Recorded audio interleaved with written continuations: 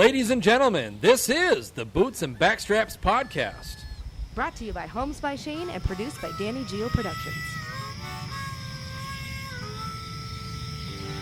Come on now.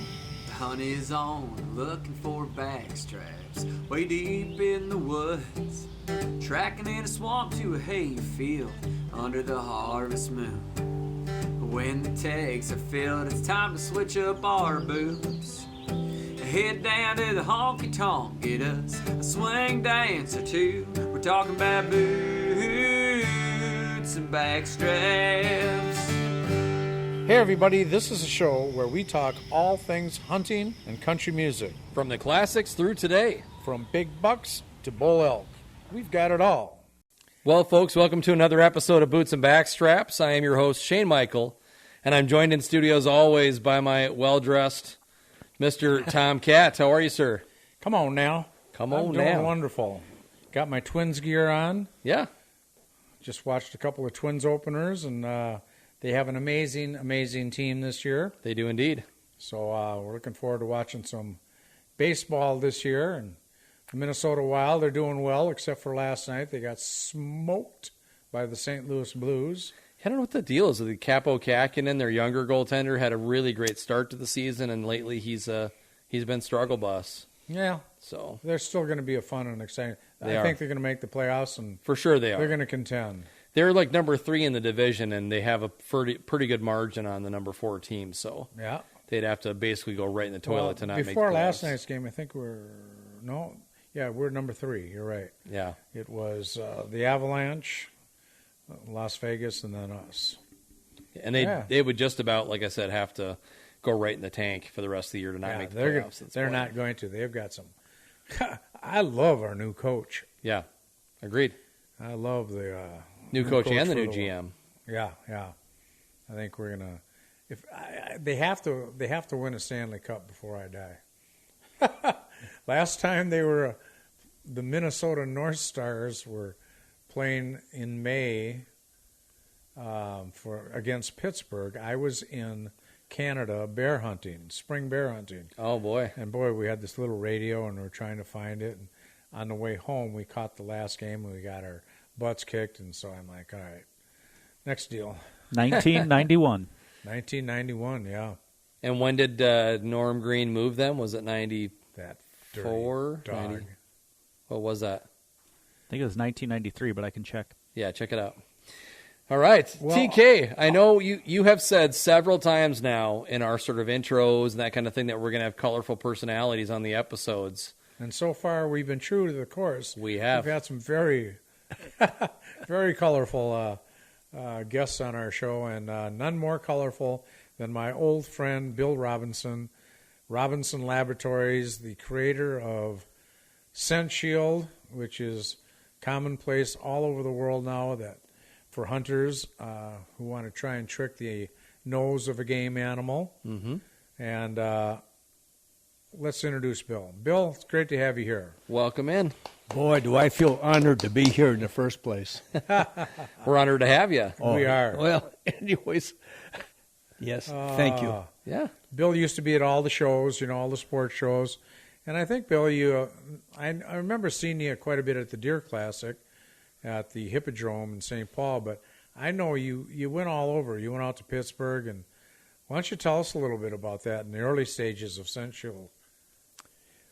Well, the early stages of Scent Shield, we had a new concept. At that time, there was 2 main scents. There were both cover-ups. There were fox and skunk urine. Right. And both of them were cover-ups. I came along with a product that didn't have any smell whatsoever, and that is the main focus of the product. Bill, I should back up a little bit and tell Shane and our listeners, the first time I ever met you, you may not remember, but I remember it.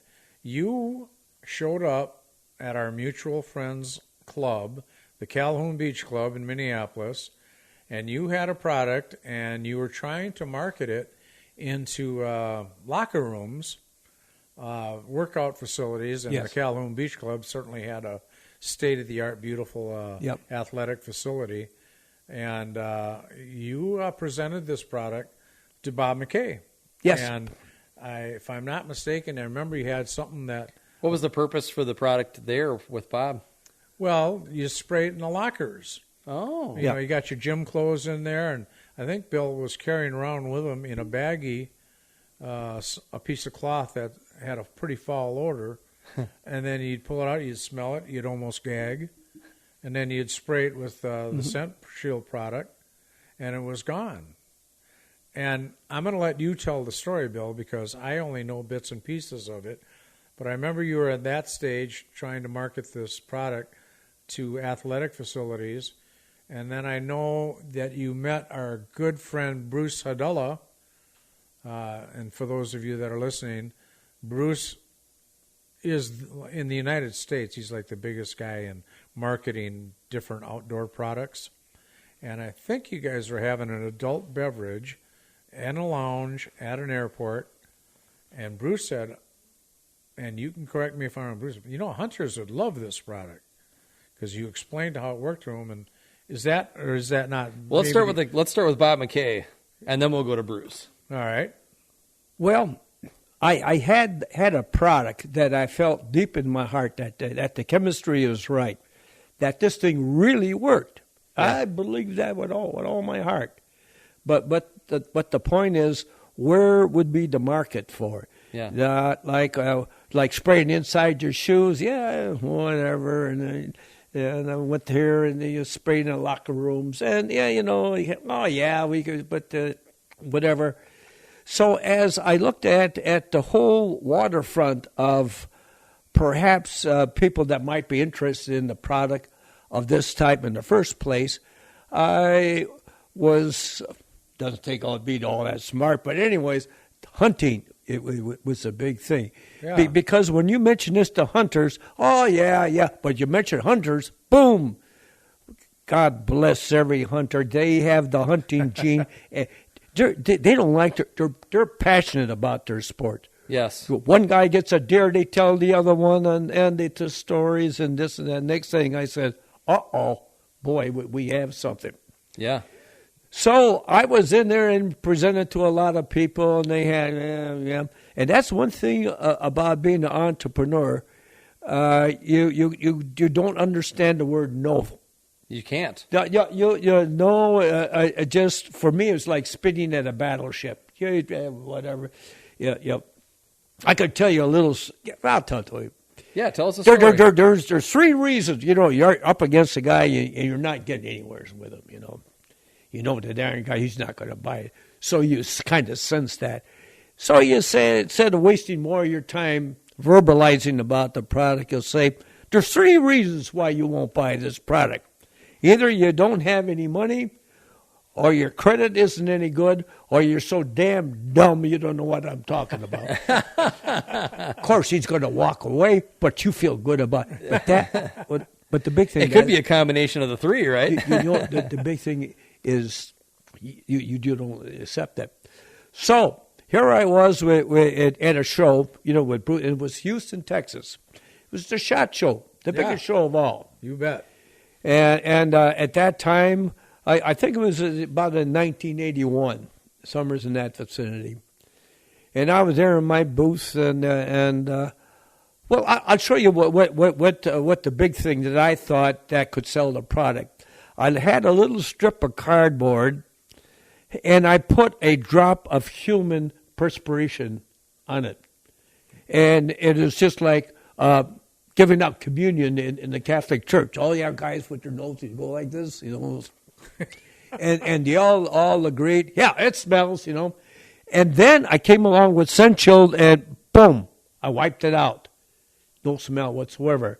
That was my demonstration. That is what sold the product. So I'm in there putting this, shoving in all kinds of people's noses and all that sort of thing and whatever.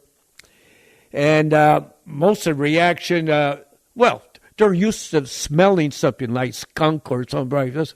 And they didn't smell anything. Them. So it was a brand new concept and everything. So at the end of 3 days, and even then the SHOT Show, it took it 3 days to go through it. At the end of 3 days, guess how many bottles I sold? None. Wow. So I wasn't feeling all that good one evening, and it was a waste of time. But I'm telling you, I believe that it worked. In fact, I was the only guy in the whole place that did. But anyways, And this is the first scent masking Yeah. type of a product on the market. So no, the masking is a misnomer. We're not masking, not covering it up. Okay. We're actually. Eliminating. I'll get to the chemistry in a second. So it's the first scent elimination Yeah. type product on the market. So you're the first guy through the wall. Yeah, And the first guy always gets bloody. and I was at a bar and there were some other guys sitting on a long table and a guy says, "Hey, you!" and turned around. You talking to me? Yeah, come on over here. You look like you could use a friend. Really could have. So, anyways, I went over. It was Bruce Hedella and his people, and he says, why are you here? He says, I have a product called Scent Shield and whatever. What is it? So I told him about the product, and Bruce said this, and the rest of the guys that were with him said that if this product is half as good as you claim that it is, you really got a home run. And ever since that time, the product took off because I had the right reps, I had the right people that believed in the product, and I had a demonstration. And that's how the product was introduced. And believe me, I had to go to I went to a lot of shows. Yeah, you did. I didn't miss one because that's how the word got around. Yeah, I remember seeing you at a lot of shows. Yeah, I did, and I liked it. You're one of the greatest people persons I've ever met. I mean, you can't spend 5 minutes with you and not absolutely think you're the greatest guy to talk to in the world. Oh. And I mean that sincerely. I mean, I know a lot of people, and really, you are so fun. Well, you are so fun. You're if I didn't know better, I'd swear you were an Irish leprechaun. What is Robinson? I'm Prussian. Prussian. Mm-hmm. Lynn and I were trying to determine that, but you fit. Well, we met the other night in Wyzetta at an Irish pub, and you fit right in there. But I don't. Well, God, All you do is drink beer but, and swear, and you fit in an Irish pub. But there's a lot of people that won't agree with you. But anyways, thank you. And I think you fit in anywhere. I appreciate this a lot. So from that conversation, you made the decision to shift out of sports shows and hunting and go to hunting specific stuff. Yeah.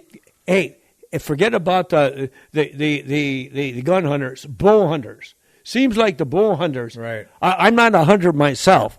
I don't have the hunting gene. Sure. But boy, do I appreciate the guys that do. Mm-hmm. I mean, they're not bullshitters. They love their sport. Yes. And I mean it. Unfortunately, I don't. Well, your invention has helped countless thousands and thousands of people, especially archers, get closer to their quarry because it does work. I mean, anyone can do what you just did, take something. And I know you're going to get into the science of it. Odors are a gas, and this eliminates gas. And I'll let you Some people's gas is very odorous. Yeah, it can be. Yeah. You've helped thousands of people. And you have to appreciate the animal that you're trying to make sure he doesn't smell you. Right. I always equate this, I think it a simpler way. If there's a bowl of soup out here, humans can smell that is soup. Mm-hmm. A deer and other animals can smell the ingredients that you put in the soup. You bet. Yeah. The carrots and everything else. And that's a big difference. Yeah. And never underestimate their nose. Right. Oh, my God. That's why they make wind checkers. Oh, because you got to play the wind. It's amazing. You can fool their eyes twice. How does that expression go? You can fool their ears once. You can fool their eyes. No, you can fool their eyes once. You can fool their ears twice, but you can never fool their nose. Never smell nose. And I observed this. a couple times the guys took me out bow hunting, and he put me up a tree and everything else. And I seen this. You know, you take a branch and that sort of thing, and you touch it. I seen a doe with a little fawn, and for some reason or other, that fawn smelt that branch that was right across the trail, and it smelled, and all of a sudden, it smelled where I touched it, and his head jerked back. Yep. Oh, Doesn't that say something? That's amazing. Oh, yeah, I've seen him smell blades of grass. Yep. That you've touched. And you touched. Oh, yeah. Like the oils from your skin. Yep. From the oils. And you think that you just washed your hands and everything else. That's amazing. It's beyond spooky. But that's the way that's their genes, and that's the way they are. And you just appreciate that. So how does the chemistry work then for the product? Well, here's what we did. We identified the molecular structure of the odor molecule, human scent. Forget about the rest of them. Human scent is the big thing. Right. Yep.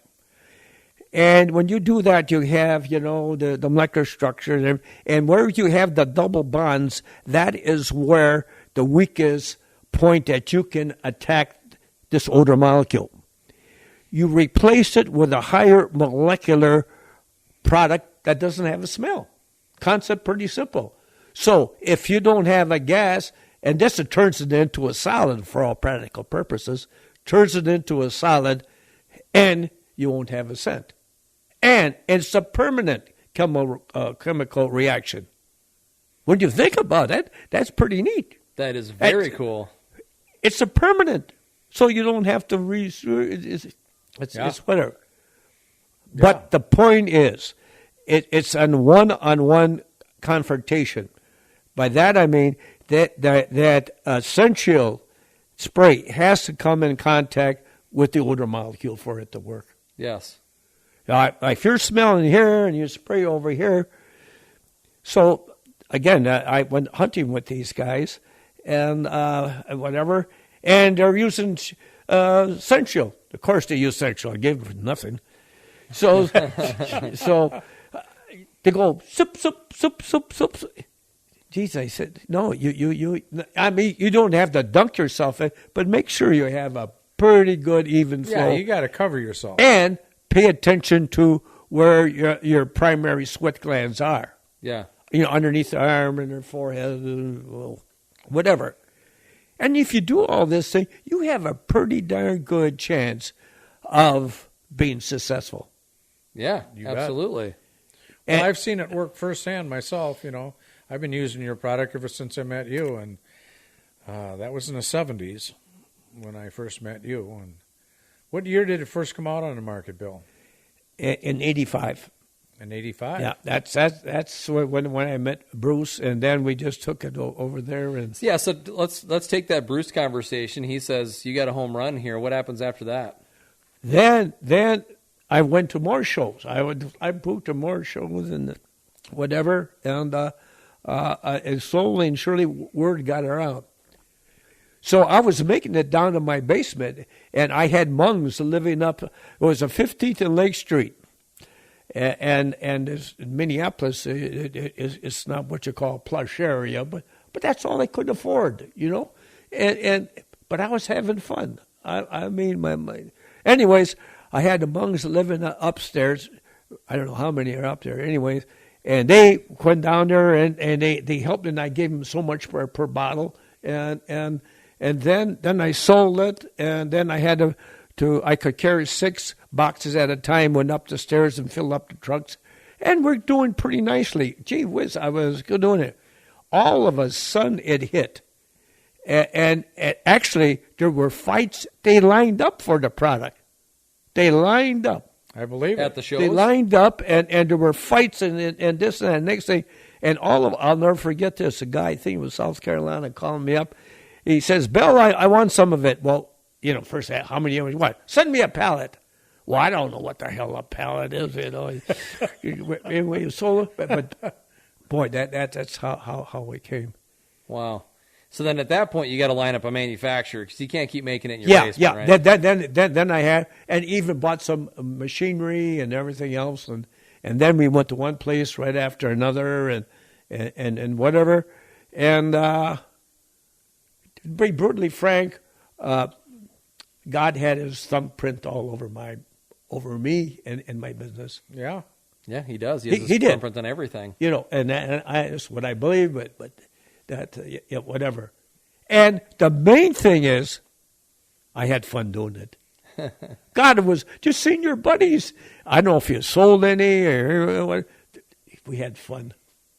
Yeah, that's fantastic. Well, we use it religiously, and since Shield came out and you were the original, what was the one, Bill, that came out shortly after you was out of Michigan?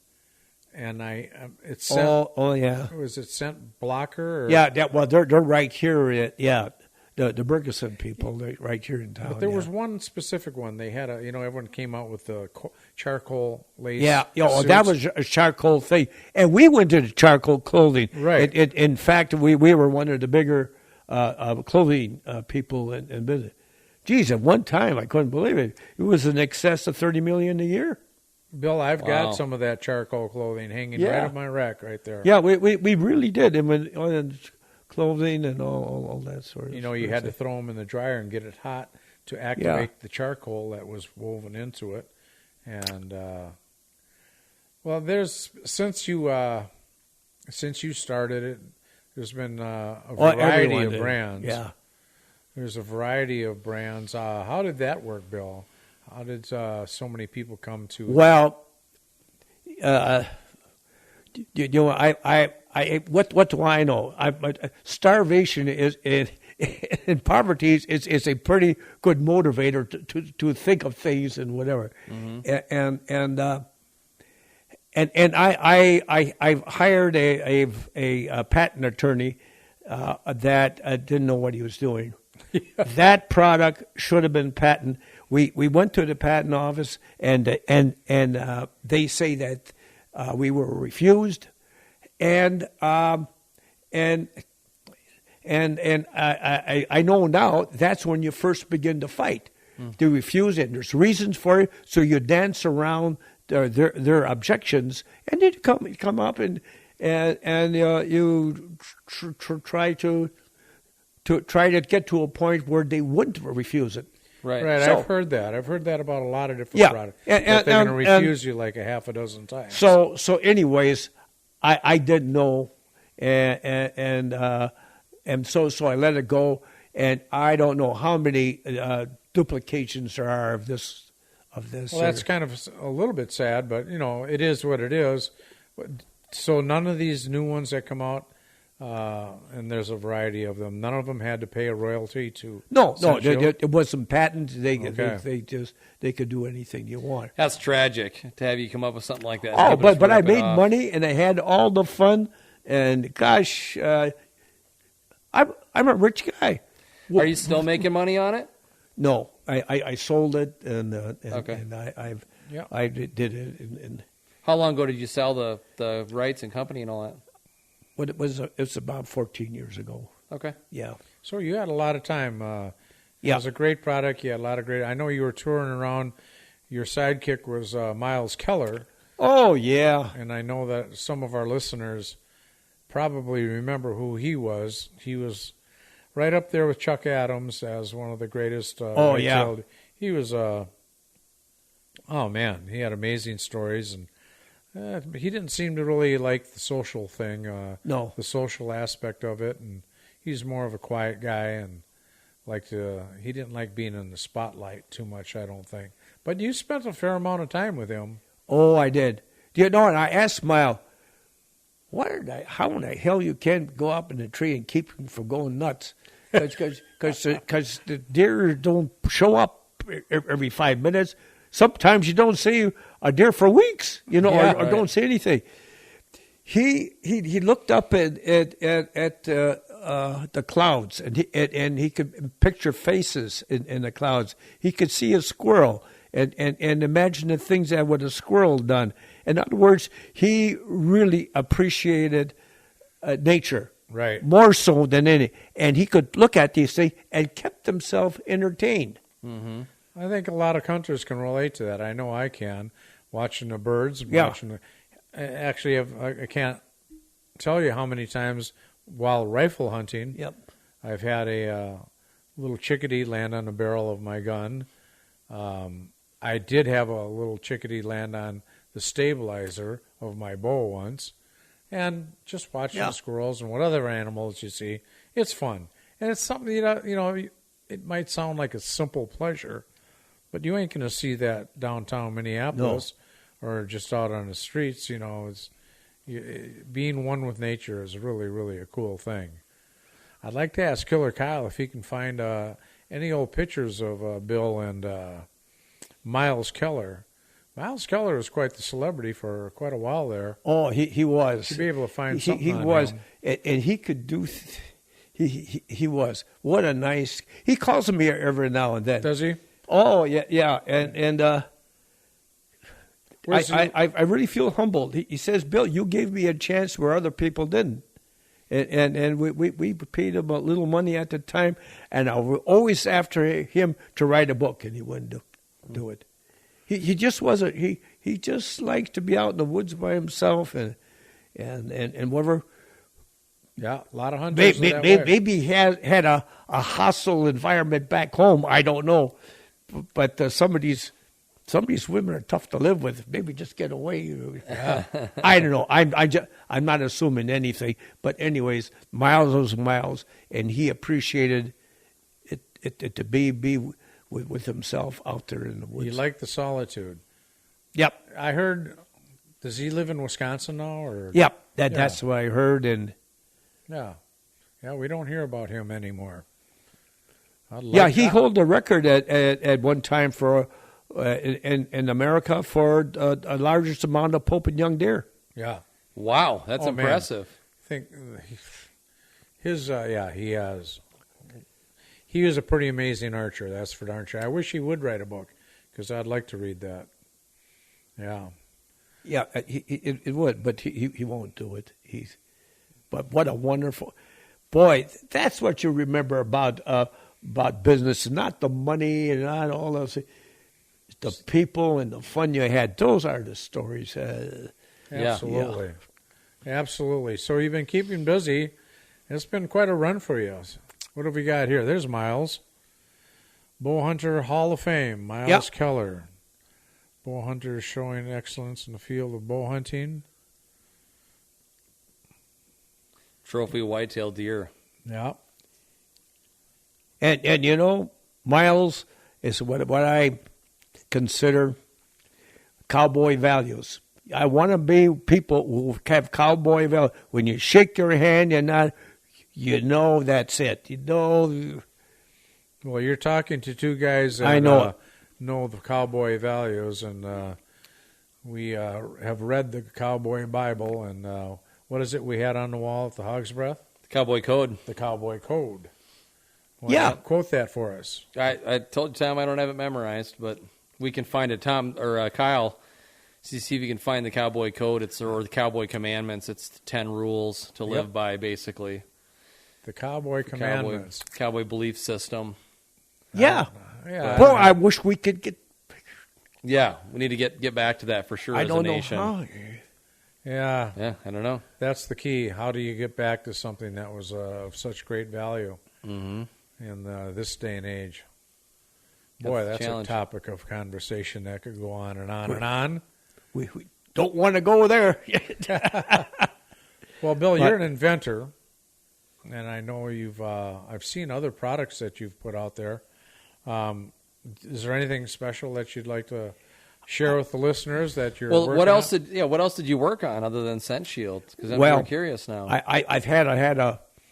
I'm a horse guy, and because I used to play polo at one time. Oh, okay. Yeah, and except for tying It's up. horse hockey for those people that Yeah. don't know. Yeah, exactly.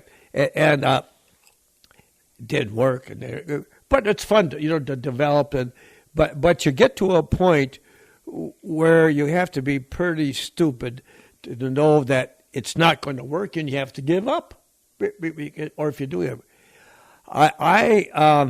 I'm the type of guy that needs to keep my mind going on something different, and I see things other, well, God made me weird, and you just have to face the You fact. ain't weird. You're a little Weird.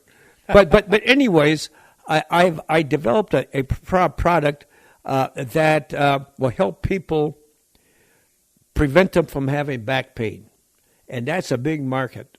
And my goodness, I feel if we could come up with a product that makes sense. In other words, they do this as an exercise, and what it does is strengthen the multifidus muscle in the back area, your lumbar area, and it has been a proven fact that 80% of the back pain is caused by a weak multifidus.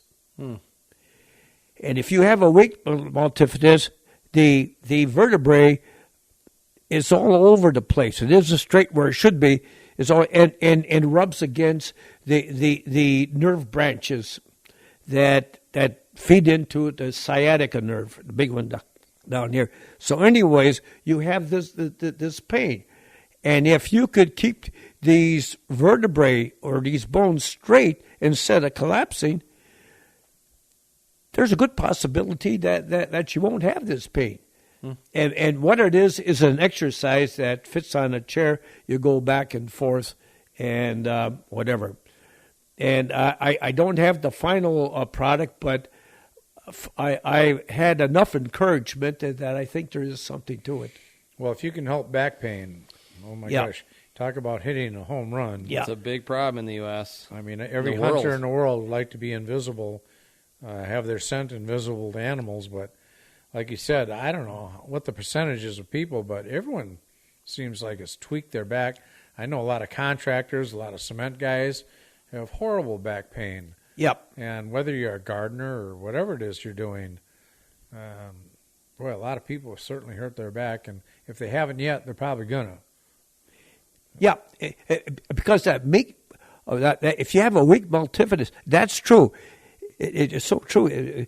That's a goofy muscle. It's a short little guy, and he's right in the lumbar area, and he is hard to get at because you have your big muscles like your glutes and other big muscles. When you go like this, you're not using it. You're using the big muscles.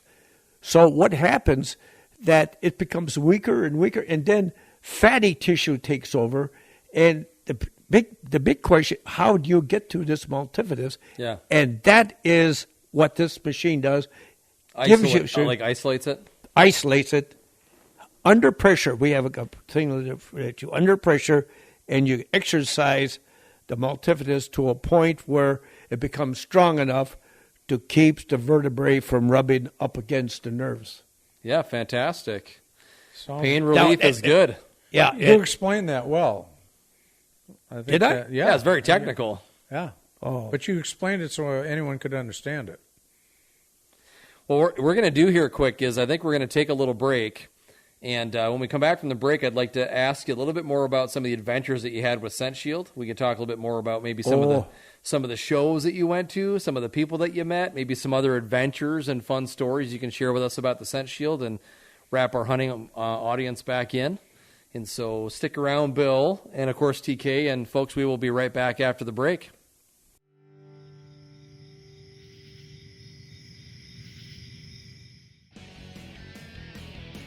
Boots and Backstraps is proudly brought to you by Homes by Shane. Making your move with the Homes by Shane team means an unparalleled customer service experience. That level of service is the foundation of this RE/MAX Results referral-based business. Our driven team of experts communicate with their clients every step of the way, ensuring a memorable experience from the first conversation through your closing day. Go to homesbyshane.com for more information. Let's get you home. If you would like to sponsor the Boots and Backstraps podcast, or you have an interest in joining our team, send us an email to bootsandbackstrapspodcast@gmail.com. All right, ladies and gentlemen, welcome back to Boots and Backstraps. And we will intro right into, as Killer Kyle found us that cowboy code. There was several different variations on the internet, but I like the Gene Autry version. You can see here, Bill. What a life that man had. Wow. So I will read these 10 cowboy code rules. The first one says the cowboy must never shoot first, hit a smaller man, or take an unfair advantage. Number 2, he must never go back on his word or a trust confided in him. If I could read, that'd be really helpful. Number 3, he must always tell the truth. Number 4, he must be gentle with children, the elderly, and animals, which is why I'm so nice to Tom.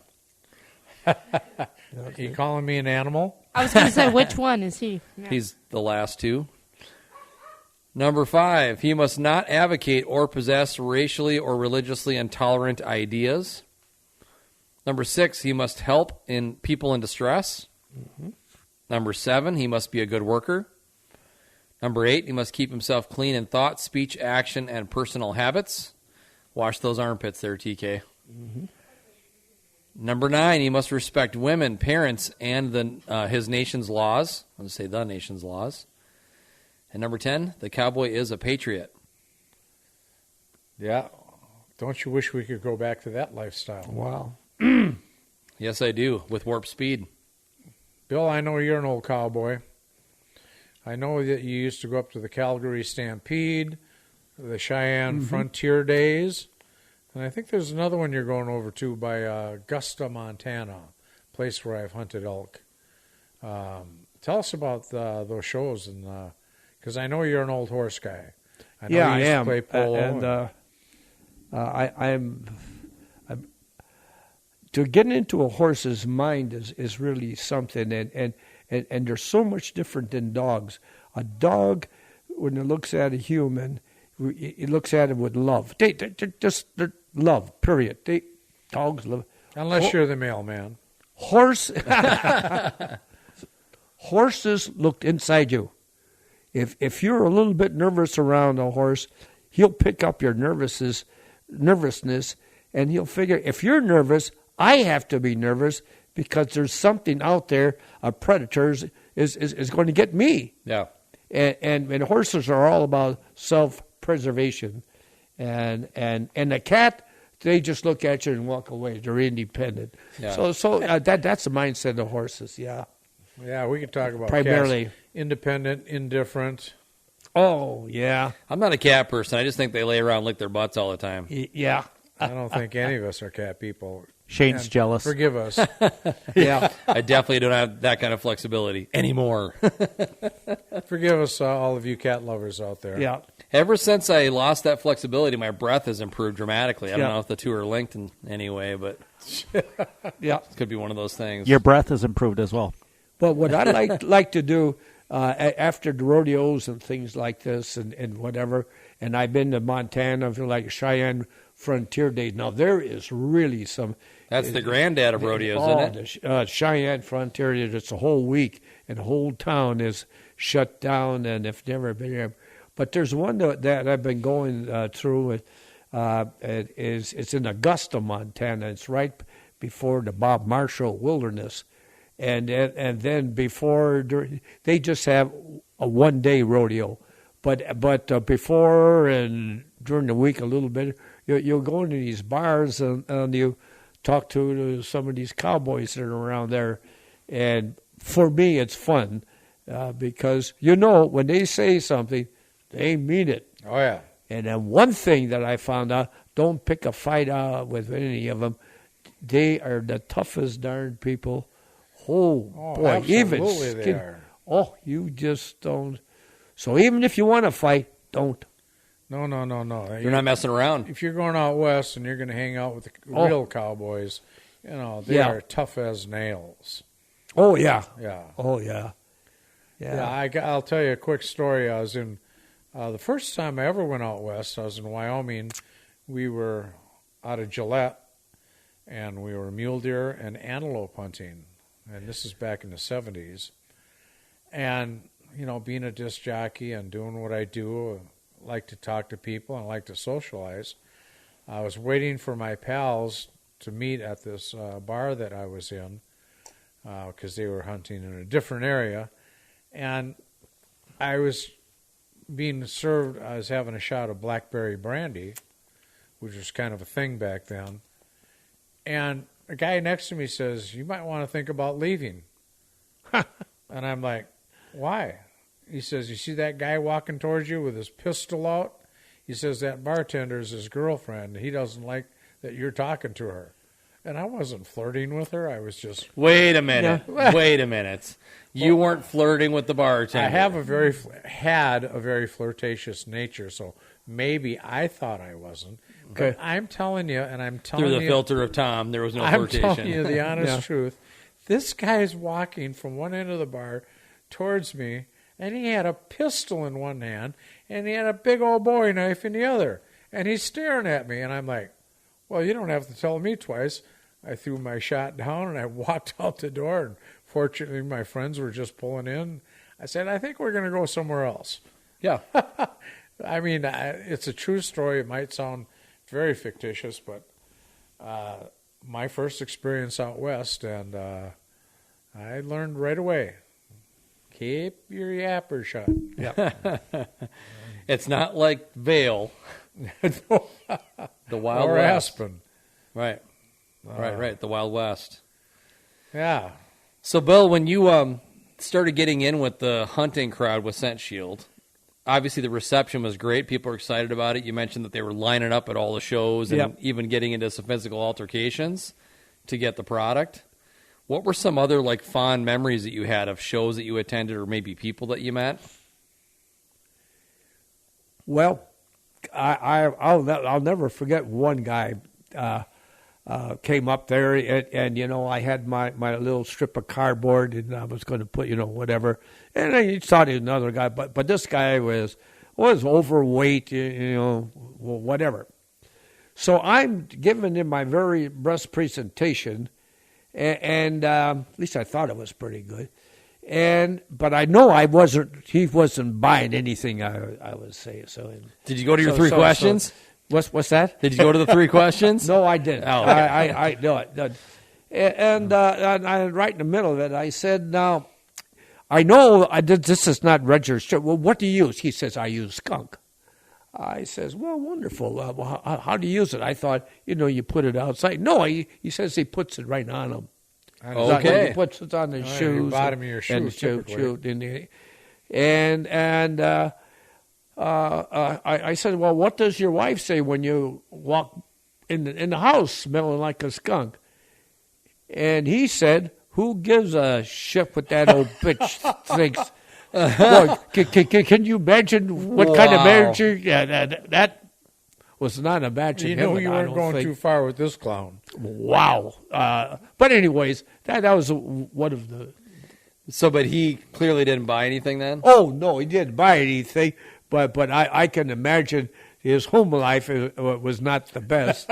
And imagine having the whole house smell like a skunk. Yeah. And, you know, there's a thought back then, you know, I use fox urine a lot. But, you know, he still does. It's actually his deodorant. If you use skunk scent, typically skunks don't spray unless they're in danger or That's feel right. they're in danger. So there was this philosophy that, well, if deer smell the skunk scent, then maybe there's danger around, and maybe that's convoluted. I don't know, but there was a thought about that, and I didn't like putting. I think I put skunk scent on once, and that was it, because I care about what my bride thinks. But that was before I got married. Blah blah blah blah blah blah. Where was your favorite place to travel when you did these shows? Was there a particular expo or a particular trade show you'd look forward to each year to get to go in and?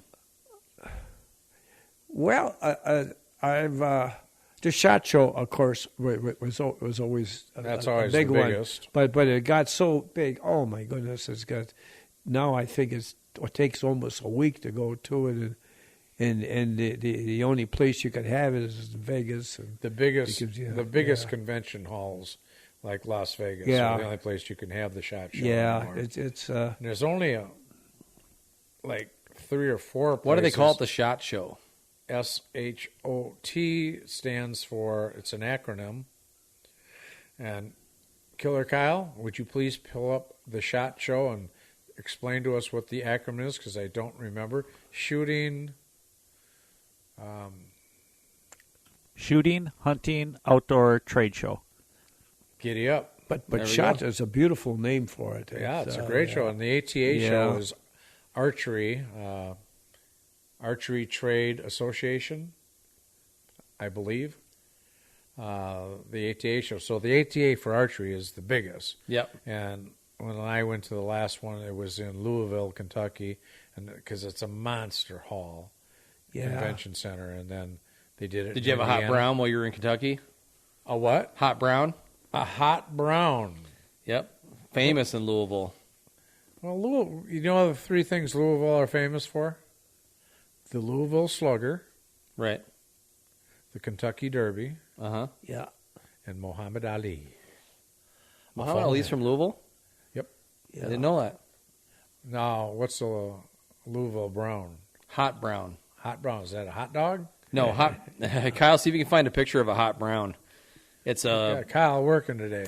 It's like a lunch or supper dish that is famous at in Louisville. That's where it's from. But it's anyone that's from Kentucky knows about the hot brown. So I've got friends that are from there that are always like, "You got to have a hot brown." So you can get them recreated up here, and they're not quite as good. But Is it like a hot dish? no, it's like a beef and gravy and tater, and Oh, Kyle will find it here. I think they sell those at the fair now. Yeah, probably on a stick. Yeah. Hot brown on a stick. So anyway, these conventions have gotten so huge. The SHOT Show used to move around, like you went to one in Texas and Texas and I think Atlanta and other places. But Sure. I think you're right. I think the only place they have it now is Las Vegas. Yeah, it's I'm not positive about that, but I'm pretty sure because that is a huge show. But you know, to answer your question and have put a fun spin on it, we had a kind of wildlife show right here in Minneapolis, and there were quite a few guys have their booths, and there were so many different guys had a booth with their heart and soul into the product they had, Right. And God, it was fun meeting those guys and helping them out the best you can. There was a lot of Camaraderie? camaraderie, yeah, to all those guys, there's a couple guys that like to drink a little bit behind. I don't know what you mean. Yeah, I don't know what you mean. Let's see a show of hands. It was kind of fun, but now it's big and it's all about money and Oh yeah. and Very and- commercial, yeah. yeah, and you don't have the cowboy twist to it, you know. Yeah. It's just yeah. When you were doing these shows, was Miles like a spokesperson for you? No. Did you ever have a? Oh, he did put on a couple seminars, you know, and whatever, and he was good at it. Yeah. But son of a gun, he didn't. It wasn't his forte. Did you ever have any celebrity spokespeople that would help you promote? Oh, one time I had Bud Grant come with you're me. kidding If you me. see, I got to know Bud Grant through some other personal friends I had around at Do you the still know him now? Oh yeah, right. And he used to. I'd look forward to it. We had breakfast every morning, and then he was supposed to hang around the booth a little bit, but he never. He was always out doing things and went out and to find out what other products there were out there and whatever. Yeah, his time was pretty much in high demand. Yeah. Oh gosh, and he is really a hunter. He loves it, and God, it was fun talking to him, and he's Bud Grant, that's for There's sure. your- I was privileged to get to know him on a personal basis. Well, that's one that's got cheese on it. Typically in Louisville, they put gravy on it. Or is that hollandaise, maybe? It looks like cheese. Wow. Looks like I'm hungry. What about Paul Krause? You used to hang in with Paul Krause a little bit, the old football No, player. I've done No? Yeah, Stu Voigt, of course. Stu Voigt, that's who I was thinking of. I'm sorry. Was a guy, and Tommy Kramer. Yeah. Tommy, he's still a big deal. He's still doing quite a bit in the local community. Yeah, he lives in fact, he lives up here in Lina Lakes somewhere. So oh, does he? he? A friend, yeah. We used to do some events in St. Louis Park, and he'd come in there and have a few bumps and walk around, shake a few hands, all that stuff. Yeah.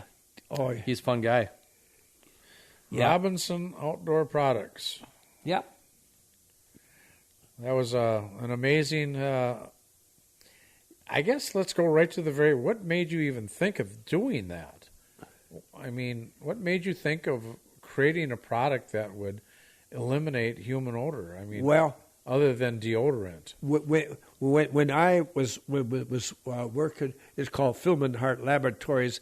I excuse me, I headed up the veterinary division and the pet division, and they had a formulation for taking care of these malodors. Oh, yeah.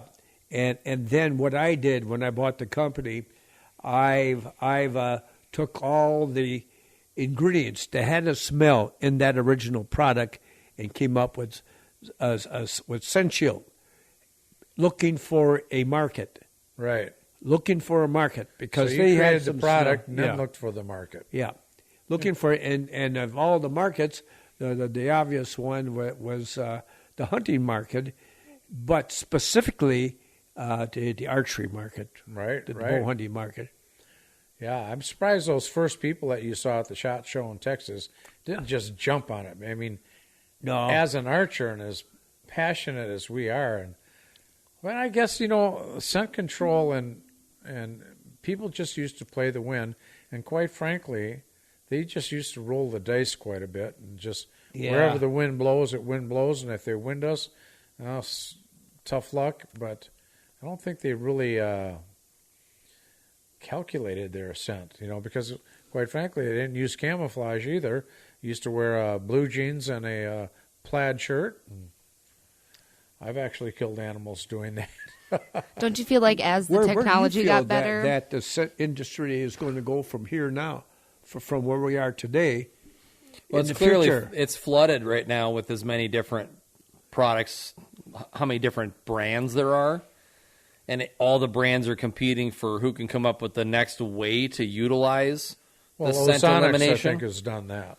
Yeah, Ozonics has revolutionized the industry now Yep. with Who- their who stuff. is? Ozonics. Oh, the ozonic. Yeah, I don't know that. Yeah, they're actually operated on batteries, and it's a machine. So a unit about that big, and Yeah. they put it in a tree, and it floods the air around you with ozone and eliminates your odor. And they make them so that you can put them in a bag, put your clothes or boots or whatever Right. in this bag, turn the machine on, and it eliminates the scent from your stuff. They make a hanging sort of like storage locker where you can put stuff in there, turn the machine on, eliminates all the scent out of there. They make one for a giant Tupperware, essentially tub, Yep. that you just flip it on, put stuff in there, eliminates the scent. I remember when people. But there's no have a good spray friend- application for that. It's just this Ozonics machine. I had a friend who smoked, and she had one before Ozonics came along, but she had an ozone machine in her home because she was a smoker. Yeah. And she ran that, and when you'd walk into her home, it smelled really fresh in there. You would never know that she smoked. Yeah, we actually recommend now in real estate when people are trying to sell their homes, I would, if they were smokers or they had a pet where there's a strong cat litter smell or something to Right, that right. effect, I'll recommend that they rent an ozone machine for a few days Right, to right. eliminate all that odor in the house. Yep. Harder to sell the house with it stinking. That's right. What Nobody else you wa- got for us, Bill? Nobody wants a stinky house. Well, I have a couple theories about all that. Like smoke and things. I don't think a deer is really creates that much fear No. as opposed to human scent. I agree. And there are some guys chew tobacco and smoke and excuse me. And do everything, and they get deer and everything, and there are some guys are there, but human scent, I think. That rings the alarm. Do you know what I think as something that should be investigated? Do you know there are these natural oils, and whatever, and they have an effect on the mind, and to her calmness and everything else. And I think there are some people who are investigated in more, and if I think if I was going to investigate it, I wouldn't investigate that area, because there are, and a combination that you can take the fear out of people, maybe deer. It's Well, quite frankly, there is a product, and it's called Evercalm. yeah, Evercalm, yeah. And they rub it on their boots, and they Yeah. rub it on the branches, and I think they're probably. Can I give doing that to my 3-year-old so he goes to bed at a timely hour at night? Yeah. It's amazing. As soon as you get to that late hour, it's time for bed, and all of a sudden he gets all this energy out of nowhere, and he's jumping off all the furniture. I'm like, that'd be great for him. I'm just like saying. that too. Are you? Yeah. Right before bed, it's like this energy. It's like a second wave of energy out of nowhere. I'm like, it's time for bed, little man. Knock it off. Yeah. Rub a little Evercalm on the bottom of your. Evercalm. I thought about the phone book thing, just a little, Yeah. The wife won't let me do it. We've got a question coming in from Danny. Go ahead again, Danny. What is the best advice that you've ever received from a mentor or a teacher? This is one of the emails that came in from Sandy. What's the best advice we've ever gotten from a mentor? A mentor or a teacher. So that could be hunting, that could be life, it could be whatever. Oh, wow. Don't We'll eat the get- yellow snow. If we're going to get philosophical, let's not ask Shane. Okay. All right. What is the best advice that I've ever given you The best advice you've ever given me? Oh, boy. as one of your mentors? You dropped a lot of nuggets on me, so I have to narrow it down to something. I think maybe it's something that we both share in common, and that's our Christian faith. I think Do that unto would be others, number you'd have one. them do unto you. I think our Christian faith is a big, big deal to Bill and to you and to myself. Mm-hmm. I know that's for sure Yeah. because I've spent a number of hours in church with Bill and with you. And, well, first and foremost, if you're going to talk about somebody, what has somebody said to me, that would be the number one, find your peace and find your way of life through Jesus. And when it comes to hunting, enjoy the beauty of it and be careful. And I guess another nugget that was dropped on me was play it forward, and I am. And it's really fun to bring young people into the world of hunting and the outdoors. And I know you're a little bit older, but I remember taking you on your first couple hunting trips. Mm-hmm. You were like a sponge, and your eyes were wide open. And as a mentor, it's so fun to see that. I don't have to kill another animal for the rest of my life, but I'm still going to hunt just as much as I always have, just to be out there. And if I can bring some, like this spring, I'm going to bring some young guys turkey hunting with me. If I can see them harvest the animal, that's just as cool as it is as if I harvest it myself. Agreed. And I know there's a lot of people that feel the same way. You run the gamut, and now it's time to pass it on. I totally agreed. So I hope that answered that young lady's question. Well, folks, it's been a fun ride with you today for Boots and Backstraps. Don't forget, if you've got questions like Sandy did, to send those in to Boots and Backs Podcast at gmail.com, and we will feature some of those questions on future episodes. And also, please don't forget to like, share, and subscribe to this podcast on the platform that you're either viewing it or listening to it on. And we will be back again soon to share more fun stories. TK. I'm sure glad we came through today with another one of our colorful guests. And Bill, you've been a blessing to have with us here today. I don't even know if you realize what a huge impact you personally have made on the world of hunting. The whole hunting industry owes you a debt of thank you, because Agreed. you have brought more game animals way closer to people and allowed them to harvest them than any single product that I can think of. I think even more so than camouflage. So what a treat it is to be your friend, and we're going to continue having dialogue with you, and maybe work with you on your new product that everybody wants to cure back pain, and if you can pull that one off, wow, I'd like to be involved with that deal. So next week we'll have another very colorful guest here on Boots and Backstraps. On behalf of Bill and Shane, I'd like to close with whether you're belting out your favorite country song or pursuing your favorite game animal, I encourage you to use that same passion to pursue the Lord. He will teach you to shoot straight. Thanks for viewing us this week, and we look forward to seeing you next week. Come on now. The hunt is on, looking for backstraps, way deep in the woods, tracking in a swamp to a hay field under the harvest moon. When the tags are filled, it's time to switch up our boots. Head down to the honky tonk, get us a swing dance or two. We're talking about boots and backstraps.